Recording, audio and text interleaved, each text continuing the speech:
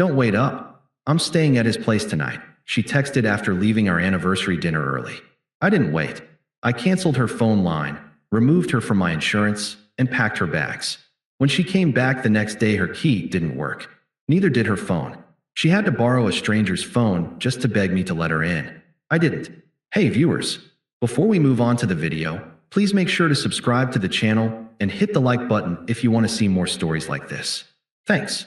Let me paint the picture of how we got here. I'm Alex, 34 at the time, working as an IT consultant in a mid-sized city. Stable job, good pay, nothing flashy, but it let me build a solid life. I met Jenna 5 years earlier at a mutual friend's barbecue. She was 29, vibrant, working in marketing, always talking about her big dreams of climbing the corporate ladder. I fell hard because she had this energy that pulled you in. We clicked fast, moved in together after a year, into an apartment I could afford on my salary while she figured out her career. From the jump, I was the committed one. I handled most of the bills so she could focus on her job without stress. When she wanted to go back to grad school part-time for a marketing degree, I picked up extra freelance gigs to cover the tuition. I'd come home exhausted, but I'd still cook dinner or plan little surprises, like weekend getaways to recharge her. Flashback to one night early on. She was stressing over a presentation, crying about feeling inadequate. I stayed up till 3 a.m. helping her rehearse, tweaking slides, telling her she was brilliant. "Alex, you're my rock," she'd say, pulling me close. I believed it. I sacrificed promotions that required travel because she didn't want me gone too much. "We need stability," she'd insist, and I'd nod, thinking we were building something real. But over the last year, things shifted. She'd come home late from networking events, always on her phone, laughing at messages I wasn't part of. She'd compare me to guys at work, subtly at first. "Mark from sales is so ambitious. He just closed this huge deal and jetted off to Europe." Mark. That name started popping up more. I'd brush it off, thinking it was innocent admiration. But she'd nitpick me. "You're always so predictable, Alex. Same routine every day."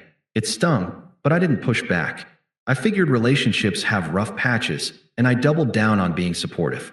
Our 5th anniversary was coming up, and I wanted to make it special. I planned a dinner at this cozy Italian spot downtown, her favorite, reserved a private booth, got flowers, even splurged on a necklace I'd seen her eyeing online. That morning, I texted her, "Can't wait for tonight. Love you." She replied with a heart emoji, but seemed distracted when I kissed her goodbye. We met at the restaurant straight from work. She showed up looking stunning in a new dress, red, form-fitting. I complimented her, handed her the flowers. "Happy anniversary, babe." "To us." She smiled, but it didn't reach her eyes. We ordered apps, and I started talking about our future, maybe a house, travel plans. She nodded along, checking her phone under the table. Halfway through entrees, she put her fork down. "Alex, I have to go. Work thing came up, last-minute meeting with the team." I blinked. "On our anniversary? Can it wait?" She rolled her eyes, already grabbing her coat. "It's important. Mark needs me for this pitch. Don't be dramatic." "Mark?" Again, my stomach twisted, but I kept my voice even. "No scene. I hated confrontation." "Yeah, Mark. He's got vision, unlike some people who play it safe." She said it with a smirk, like it was a joke, but it landed like a slap. She stood up, leaned down to peck my cheek. "Don't wait up. I'll crash at a friend's if it runs late." She walked out, leaving me with the bill and a half-eaten pasta. I sat there for a minute, staring at the necklace box in my pocket, feeling like an idiot. The waiter gave me a pitying look as I paid. Back home, I paced the apartment, replaying her words. Predictable? Safe. I'd given up so much for us. An hour later, my phone buzzed. Her text, "Don't wait up. I'm staying at his place tonight. We need to talk tomorrow, but honestly, I've outgrown this. Mark gets me in ways you don't. Sorry, but it's over." His place. Mark's. It hit like a gut punch. No ambiguity. She was cheating and dumping me via text on our anniversary. I read it again, heart pounding. Part of me wanted to call, scream, beg for an explanation. But something clicked. All those sacrifices, the emotional labor. I'd been her safety net, nothing more. I didn't reply. Instead, I poured a drink and sat with it, letting the confusion wash over me. Why now? Why like this? It felt so undeserved, so cruel. But begging wouldn't change it. I needed to protect myself. That text sealed it. I didn't sleep much that night, but by morning, I'd made decisions. First, practical stuff. The phone was on my plan. I paid for it since her credit was shot from student loans. Insurance too, through my job. We weren't married, so no legal ties, but we'd shared everything. I logged into the accounts online, canceled her line, effective immediately, removed her from the auto and health add-ons. It felt cold, but necessary. Then I packed her things, clothes, makeup, that grad school diploma I'd helped fund. Boxes by the door, neatly labeled. Around noon, I heard fumbling at the lock, then banging. Alex, open up. My key isn't working. I opened the door halfway, keeping the chain on. She stood there, disheveled, makeup smudged, holding a dead phone. What the hell? Let me in. Jenna, we need to talk, right? Like you said. She huffed, crossing her arms. Yeah, about us. Last night was impulsive. But come on, open the door. My phone died. Must be the battery. And why are my bags out here? Impulsive? You texted me you were staying at his place.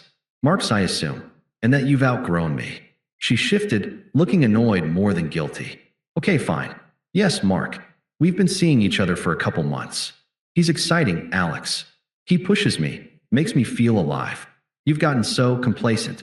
Same job, same routine. I deserve more than that. Deserve more? After everything I've done? Paid for your school, covered rent when you were between jobs. She laughed, a sharp, dismissive sound. Oh, please.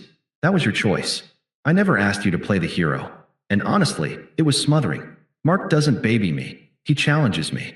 We're on the same level, ambitious, going places. You're fine with mediocrity. I need a partner, not a provider. I gripped the doorframe, but kept my tone flat. So that's your logic? Cheat because I'm reliable? It's not cheating if I'm ending it. And yeah, that's my logic. Twisted? Maybe to you. But I've evolved. You should too. Maybe date someone as boring as you. She smirked again, like she was winning. Now let me in so I can grab my stuff properly. And fix my phone. I need to call work.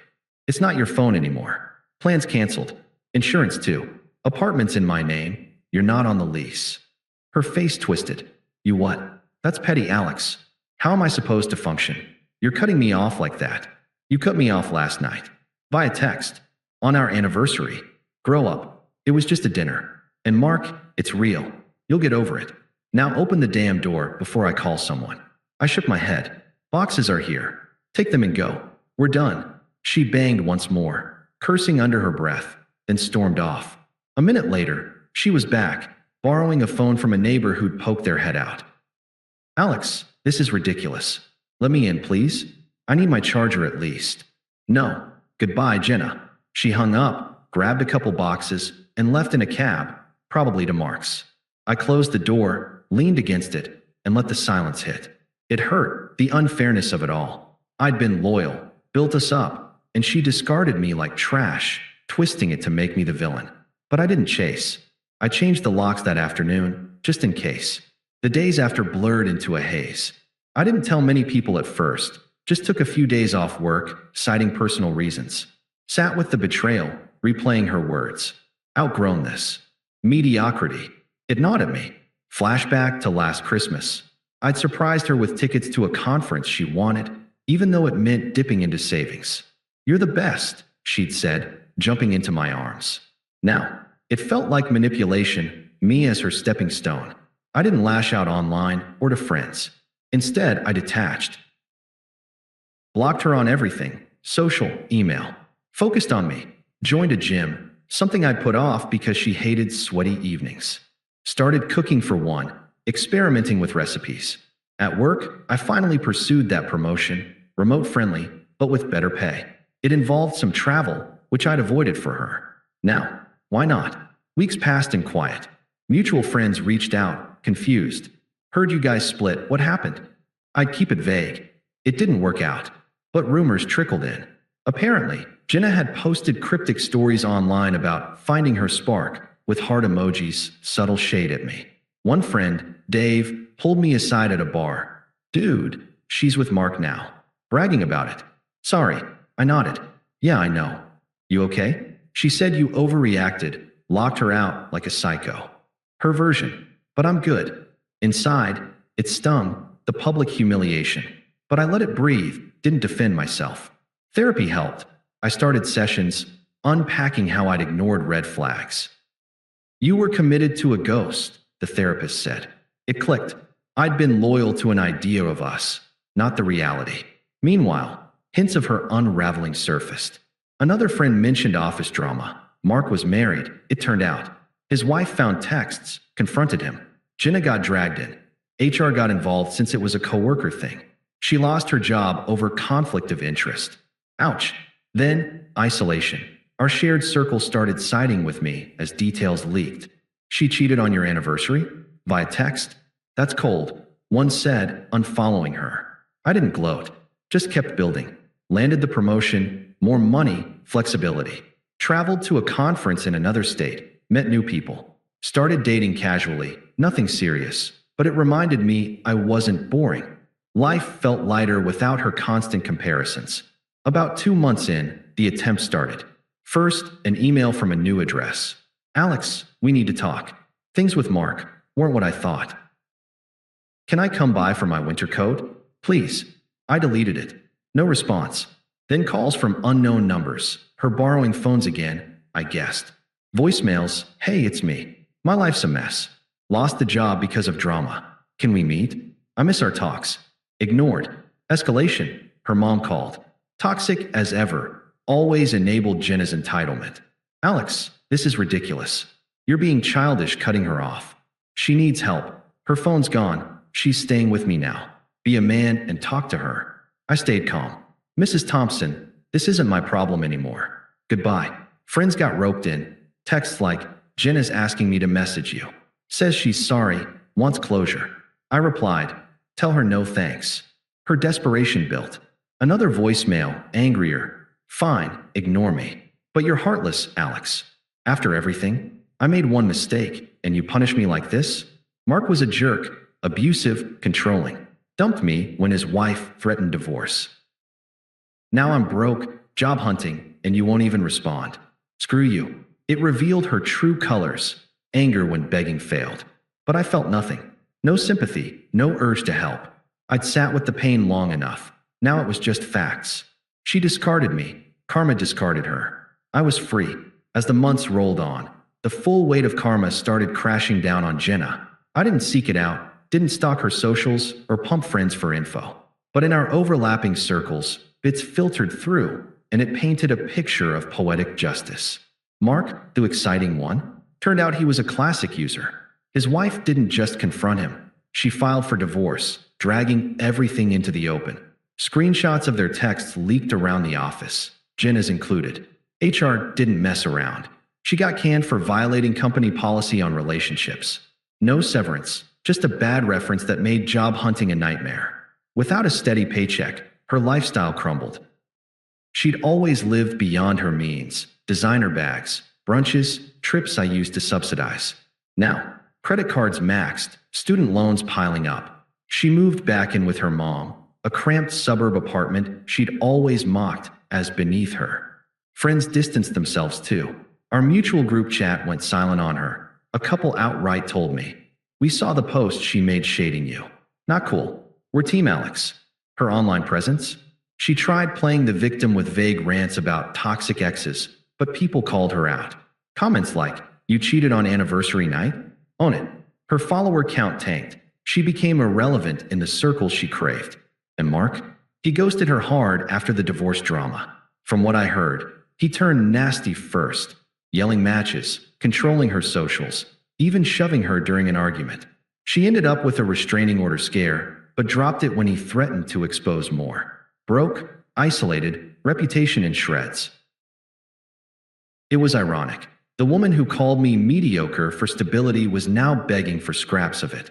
I didn't feel joy, just a quiet vindication. She'd humiliated me publicly. Now the world saw her true colors. I let it sit, focusing on my arc therapy wrapped up. I felt clear, unburdened. The confusion from that anniversary night, replaced by gratitude for the escape. The pleas ramped up around month 3. At first, scattered emails and borrowed phone calls. But as her situation worsened, they turned desperate, then toxic. One evening, my phone rang from an unknown number. I answered, figuring it might be work. Alex? Finally. It's Jenna. Don't hang up, please. I paused, voice steady. What do you want? A sigh, like she was relieved. God, I've been trying to reach you. My life's falling apart. Mark, he wasn't who I thought. Abusive, lied about being separated. Kicked me out after his wife blew it up. I lost my job, Alex. HR said the affair was a conflict. Now I'm crashing with mom, applying everywhere, but no bites. I need help. Maybe crash with you a bit. Or loan some cash till I get on my feet. Help, after what you did. Come on, it was a mistake. I was confused, stressed from work. You were always so understanding, remember? We had good times. I miss that stability. You. Her tone shifted from apologetic to wheedling, hypocrisy dripping. Stability? You called it mediocrity. Said I'd smothered you. That was anger talking. I was wrong. Please, Alex. I'm desperate here. Mom's driving me nuts, nagging about my choices.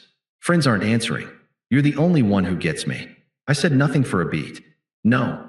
Wait, what? Just like that? After 5 years. Yes. Goodbye. She called back immediately, voicemail this time. Fine, be a dick. But I need my stuff. The coat, some jewelry. At least meet me for that. Or are you too petty? Ignored. A week later, escalation. Her best friend, Sarah, toxic enabler extraordinaire, texted me. Hey Alex, Jenna's really struggling. She told me everything. Mistakes happen, right? She's sorry. Maybe grab coffee? For old times. I replied, no interest. Tell her to stop. Then her mom again, calling late one night. Alex, this has gone far enough. Jenna's crying every day, says you won't talk. She's broke, depressed, might do something stupid. You owe her after stringing her along all those years. Be the bigger person, take her back. Stringing her along? She cheated, Mrs. Thompson. Dumped me via text. Oh, grow a spine. It was a fling. Men do it all the time. She's family to you, act like it. She's not. Don't call again. The anger peaked with Jenna's next move. Another borrowed phone. This time a furious rant via voice message. You know what? Screw you, Alex. I try to apologize, and you ghost like a coward? Mark was right. You're spineless. But look at you now, probably alone and miserable. I gave you the best years. You owe me. If you don't respond, I'll show up at your work. Tell everyone what a heartless prick you are. Desperate? Yeah, because you left me with nothing. It showed her true self. Entitled, vicious when cornered. Friends warned me she was bad-mouthing me online, but it backfired. More people unfriended her. I stayed silent, documenting in case it escalated. No sympathy stirred. She'd manipulated me long enough. Now her desperation was just noise. The final nail came at our mutual friend Dave's wedding, 6 months post-betrayal. I debated skipping, but Dave insisted, come man, you've moved on, show it. I went, bringing my new girlfriend, Lisa, a colleague I'd met at that conference. Kind, ambitious, no games. We clicked naturally. She knew my story, respected my boundaries. The ceremony was beautiful, reception lively. I was chatting with old friends when Jenna appeared, disheveled, in a rumpled dress, like she'd crashed. Eyes red, she beelined for me. Alex, we need to talk. Now. Lisa raised an eyebrow, but I nodded calmly. Fine. Outside. In the garden. She launched in, voice cracking. Look at me, I'm a wreck. No job, no place, Mark ruined everything. But seeing you here, I realized what I lost. You were good to me. Please, let's try again. I'll change, I swear. Block Mark, get therapy. Anything. Her eyes darted to Lisa inside, hypocrisy flaring. Who's that? Already replaced me? After preaching loyalty. I met her gaze, indifferent. Jenna, facts, you ended us. Cheated, humiliated me publicly. Your choices led here, not mine. I've built a life without you. Promotion, travel, someone who values me. You're irrelevant now. This chapter closed the night you texted from his place. But I was wrong. Desperate, please, Alex. One chance. I beg you. No, go home. Preserve what dignity you have left. She teared up, anger bubbling. You'll regret this. Alone forever without me. I turned away. Doubt it. Back inside, Lisa squeezed my hand. You okay? Completely. And I was. Jenna slunk out. Friends whispered about her state versus my glow up. No more contact after that. She's faded. A lesson learned. I'm thriving, free. Thanks for watching. Make sure to subscribe to the channel and hit the like button. What do you think about this story? Share it in the comments.